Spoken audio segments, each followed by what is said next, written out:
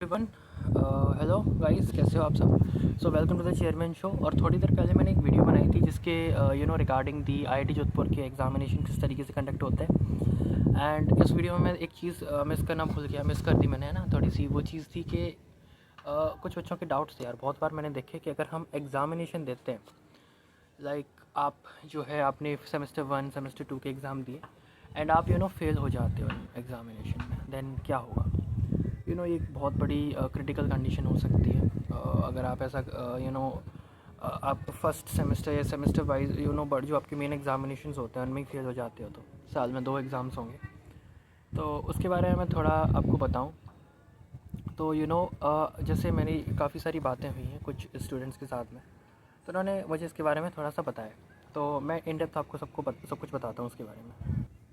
So actual में क्या होता है कि आपके जब एग्ज़ामिनेशंस होते हैं तो आईआईटी उनको अपने सेंटर पे कंडक्ट कराती है।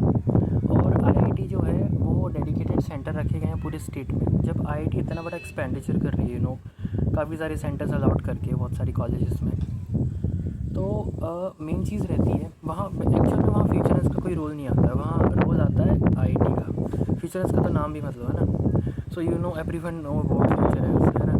फ्यूचरेंस के बारे में एक बार कमेंट में लिख जाना, आप क्या सोचते हो, कितनी अच्छी कंपनी है, कितनी बुरी कंपनी है। I personally give the 0 stars for the Futurance because it's worst, है ना। कोई सपोर्ट नहीं, कोई ढंग की चीज़ नहीं है ना, जस्ट दिमाग ख़राब करना है ना।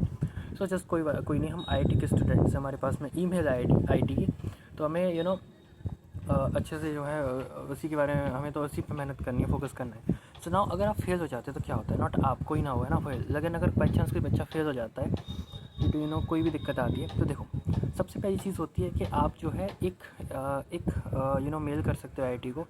ये कंडीशन मैं बता रहा हूँ मैं, है ना, कि आपको कोई प्रॉब्लम आई है ना, आप आप बीमार हो गए, आपके साथ में कोई प्रॉब्लम आ गई, उस चीज़ का कोई प्रूफ या बिल, है ना, इस तरीके से आप दे सकते हो आईआईटी को। कहते हो कि सर हमें प्रॉब्लम आई थी, अभी मेरे साथ बहुत सारी प्रॉब्लम्स थी, मैं बीमार था, जो भी दिक्कत आई, एंड आईआईटी जो है उस पर कोई रिस्पॉन्स दे देगी। ठीक है, मे बी आपको थोड़े से कोई राहत दे दे, है ना, और आपकी और दूसरे चीज़ों के बेसिस पर कर दे। स्किप मत करना, स्किप का मुझे कोई आइडिया नहीं, एग्ज़ाम स्किप मत करना, ठीक है।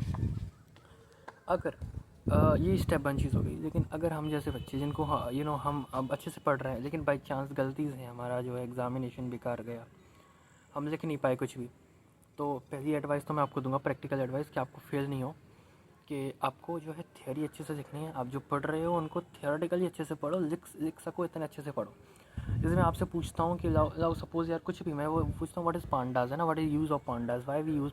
तो ऐसे देखो, अगर क्वेश्चन में पूछते हैं कि what is pandas, what are pandas, है ना, what is pandas, so no you actually give some, you describe the ideas that what is its application, कि आप क्या क्या उस चीज़ से कर सकते हो, एंड पांडाज एक्चुअल में क्या है ना, उस तरीके से। तो आपको कुछ ना कुछ मार्क्स मिलेंगे। अगर 5 नंबर का क्वेश्चन है तो आपको जो है उसके 3 से 4 नंबर तो मिल ही जाएंगे, 3 नंबर कम से कम, है ना। तो आपके लिए एक बेनिफिट ही हो गया ना, छोड़ने से अच्छा तो। लेकिन अगर बाई चांस एमसीक्यूज़ गलत होते हैं, बहुत सी चीज़ें गलत हो जाती हैं, है ना, मार्क्स आपके वही रह गए 50% से भी नीचे, तो सीजीपीए गिरेंगी, है ना। And the solution is, fail हो जाते हो तो एक्चुअल में आपको वो चीज़ें रीस्टार्ट करनी होंगी, या आपको जो है उस कोर्स से वहाँ से एंड कर दिया जाए, according to IIT Madras and Patna. क्योंकि अगर हम काउंसलर से पूछते हैं तो वो कहते हैं पहली बात तो कि कोई बच्चा अभी तक फेल नहीं हुआ है, एंड इनके साथ स्पेशल वो आप ही आए हो फेल होने के लिए। देन द प्रॉब्लम इज़ कि ऑफ कोर्स रीस्टार्ट तो करना पड़ेगा, ये तो साफ़ है, क्योंकि आपने कुछ सीखा ही नहीं है। एंड अगर बात आई फ़ीस की, तो फ़ीस के बारे में श्योर नहीं, क्योंकि अगर जिस तरीके से ये प्रोग्राम है तो मे बी आपको जो है फ़ीस पे करनी पड़ेगी। बट आई थिंक एक चीज़ के बारे में ऐसा है कि अगर ऐसा हो कि कुछ समय बाद उस बच्चे का फिर से एग्ज़ाम हो जाए, पर्सनली बता रहा हूँ, तो और सही है, बट ऐसा है नहीं इसमें, ठीक है। तो सॉरी गाइस अगर आपको लगा हो कि फेल होने के बाद भी कोई इशू नहीं है, बट यार देखो, आप एज अ डेटा साइंटिस्ट की तैयारी कर रहे हो, डेटा साइंटिस्ट बनना है आपको, एनालिटिक्स बनना है, तो डेटा एनालिस्ट आपको बनना है, डेटा साइंटिस्ट बनना है, तो छोटी छोटी चीज़ें तो आपको आनी चाहिए जो एग्ज़ाम से पूछते हैं।